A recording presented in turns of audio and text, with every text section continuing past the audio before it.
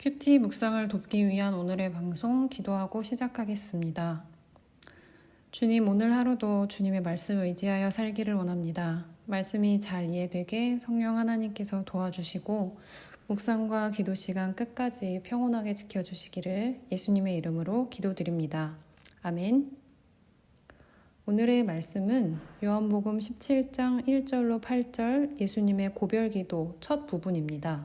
함께 읽어보겠습니다.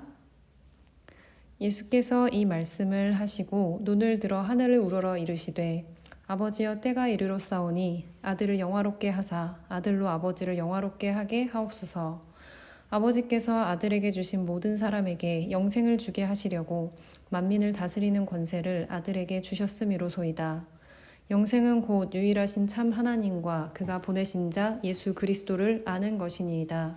아버지께서 내게 하라고 주신 일을 내가 이루어 아버지를 이 세상에서 영화롭게 하였사오니 아버지여 창세 전에 내가 아버지와 함께 가졌던 영화로서 지금도 아버지와 함께 나를 영화롭게 하옵소서. 세상 중에서 내게 주신 사람들에게 내가 아버지의 이름을 나타내었나이다. 그들은 아버지의 것이었는데 내게 주셨으며 그들은 아버지의 말씀을 지키었나이다. 지금 그들은 아버지께서 내게 주신 것이 다 아버지로부터 온 것인 줄 알았나이다.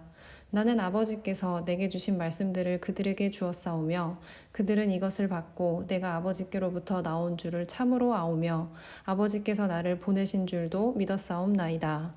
아멘. 요한복음 17장의 예수님의 고별 기도는 13장에서 16장까지 예수님의 고별 설교가 끝난 후 시작이 됩니다.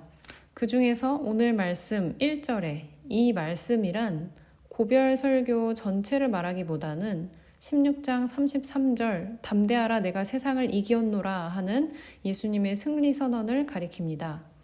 이 말씀을 하시고 예수님께서 눈을 들어 하늘을 우러러 기도를 하십니다.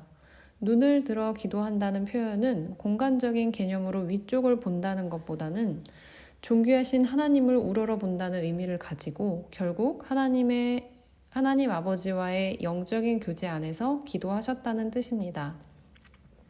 그리고 기도하시기를 아버지여 때가 이르렀사오니 아들을 영화롭게 하사 아들로 아버지를 영화롭게 하게 하옵소서 하십니다. 때가 이르렀다는 것은 십자가 고난을 받으실 때를 말씀하시겠죠. 이 기도가 끝난 직후 예수님은 잡히시게 됩니다. 이 기도는 예수님 자신을 영화롭게 하셔서 하나님을 영화롭게 해달라고 예수님 자신이 아닌 하나님을 위한 기도이며 자신의 십자가 죽음을 자신의 영광이라고 표현을 하셨는데 이게 아주 의미심장합니다. 아버지의 뜻에 전적으로 복종함으로써 맡겨진 대사명을 완벽하게 이루셨다는 점에서 십자가는 곧 영광이었습니다. 2절에요. 아버지께서 아들에게 주신 모든 사람에게 영생을 주게 하시려고 만민을 다스리는 권세를 아들에게 주셨습니다. 라고 하셨는데 하나님께서 예수님께 주신 만민을 다스리는 권세는 무엇일까요? 모든 육체, 모든 인류, 죽을 수밖에 없는 유한한 모든 존재들이죠. 그들을 다스리는 권세는 하나님께서 주셨습니다. 그리고 이 권세의 목적은 아들을 믿는 자에게 영생을 주는 것입니다. 예수님께서 제자들에게 마지막 설교를 하시고 나서 모든 제자들과 믿는 자들을 위해 기도하고 계십니다. 십자가 고난으로 하나님을 영화롭게 하는 것이 예수님의 영광이라고 고백하며 기도를 시작하셨습니다. 예수님은 십자가에서 자기가 죽는 것으로 만인이 구원받는 길이 열릴 것을 아셨고 전적으로 하나님께 순종하셨으며 그로써 구원을 위해 만민을 다스릴 권세를 얻었다고 말씀하십니다.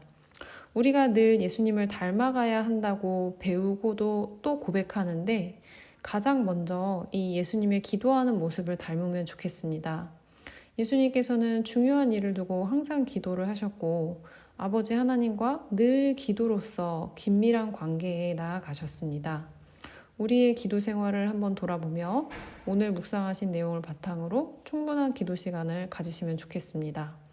묵상하시며 새롭게 알게 된 성경의 내용, 또 예수님에 대해 알게 된 사실이나 문득 드는 생각들 모두 오른편에 적어두셨다가 기도하실 때 적어두신 내용들을 하나하나 주님께 이야기 건네보시기를 바랍니다. 또한 이 첫 번째 부분에서 우리는 예수님께서 나를 영화롭게 하소서라고 기도하신 그 십자가 사건을 다시 생각해 보면 좋겠는데요.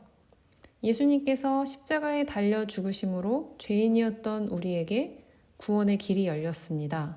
그리고 예수님께서 말씀하시기를 누구든지 나를 따라오려거든 자기를 부인하고 자기 십자가를 지고 나를 따르라고 하셨어요.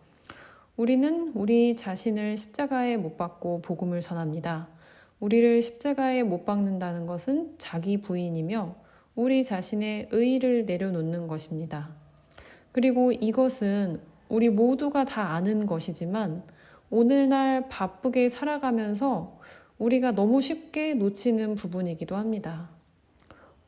오늘 우리의 최근의 삶을 돌아보면 좋겠습니다. 자기 부인을 하며 내 의를 주장하지 않고 복음에 미련한 것으로 하나님의 사랑을 말로나 혹은 삶으로나 우리는 전하고 있는지요. 하나님 앞에서 깊이 묵상해 보시고 기도로 올려드리면 좋겠습니다. 이어서 3절을 보시면요. 영생이 무엇인지를 예수님께서 알려주십니다. 우리가 다 알고 있는 바이죠. 영생은 유일하신 참 하나님과 그가 보내신 자 예수 그리스도를 아는 것입니다. 그리고 4절에 보시면 예수님은 아버지께서 내게 하라고 주신 일을 내가 이루어 아버지를 세상에서 영화롭게 하셨다고 아직 끝나지 않은 자신의 사역을 완수했다고 고백을 하십니다. 이것은 예수께서 이 땅에 오신 것 자체로 이미 승리를 보증한 것이라는 뜻입니다.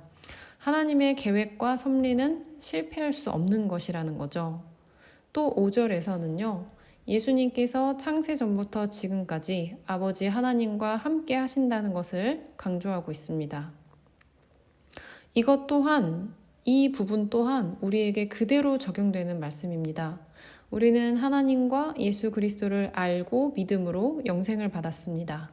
이제 하나님의 자녀가 되어서 우리는 하나님의 자녀로서 하나님께서 주시는 사명을 위해 사는 자들입니다. 하나님께서 우리를 창세 전부터 사랑하시어 계획하셨고 오늘 하나님 앞에 자녀로 서게 하셨습니다. 이 말씀을 통해 우리의 신분과 사명에 대해 다시 생각해 보면 좋겠어요. 베드로전서 2장 9절에 너희는 택하신 족속이요 왕 같은 제사장들이요 거룩한 나라요 그의 소유가 된 백성이니 이는 너희를 어두운 데서 불러내어 그의 기이한 빛에 들어가게 하시니에 아름다운 덕을 선포하게 하려 하심이라 라고 하셨습니다. 오늘 하나님께서 여러분에게 기이한 빛에 들어가게 하신 그분의 아름다운 덕을 선포하게 하기 위해서 주신 사명이 무엇이라고 생각하시나요? 그 사명을 위해서 계속 기도하며 행동해 나가고 계신지요? 그것에 대해서도 우리가 우리 자신을 점검하며 묵상해 볼 수 있습니다. 6절부터 예수님은 본격적으로 제자들을 위해 간구하는 기도를 하십니다. 예수님께서 주신 사람들에게 아버지의 이름을 나타내셨다고 했는데 이름이란 것은 하나님의 모든 속성을 말하며 예수님의 사역을 통해 이 세상에 드러났습니다. 그런데 예수님께 주신 사람들은 원래는 아버지의 것이었습니다. 영원 전부터 하나님의 자녀로 예정되어 있었던 하나님의 자녀들인데 예수님께 의탁되어 자녀가 되었고 그들은 아버지의 말씀을 지켰다고 합니다. 그리고 7절에서 제자들은 예수님이 하시는 일이 하나님의 일이라는 것을 알았다고 합니다. 그리고 8절 말씀은 그 이유입니다. 제자들이 예수님이 하시는 일이 하나님의 일이라는 것을 알았는데 왜냐하면 나는 아버지께서 주신 말씀들을 그들에게 주었고 그들은 말씀들을 받았고 내가 아버지께로부터 나온 줄을 참으로 알게 되었으며 아버지께서 나를 보낸 줄도 믿었기 때문입니다. 이것은 말씀을 받음으로 변화되는 제자들의 영적인 상태를 보여줍니다. 중요한 것은 제자들은 말씀을 받음으로 믿음을 가지게 되었다는 것이죠. 또 추가적으로 큐티인의 설명처럼 우리는 세상에서 방황하는 많은 사람들 가운데 누가 창세부터 하나님의 자녀로 예정된 사람인지 알 수 없습니다. 알지 못합니다. 여러분께서는 이 사실을 인정하고 누구에게나 복음을 전하고 계신지요?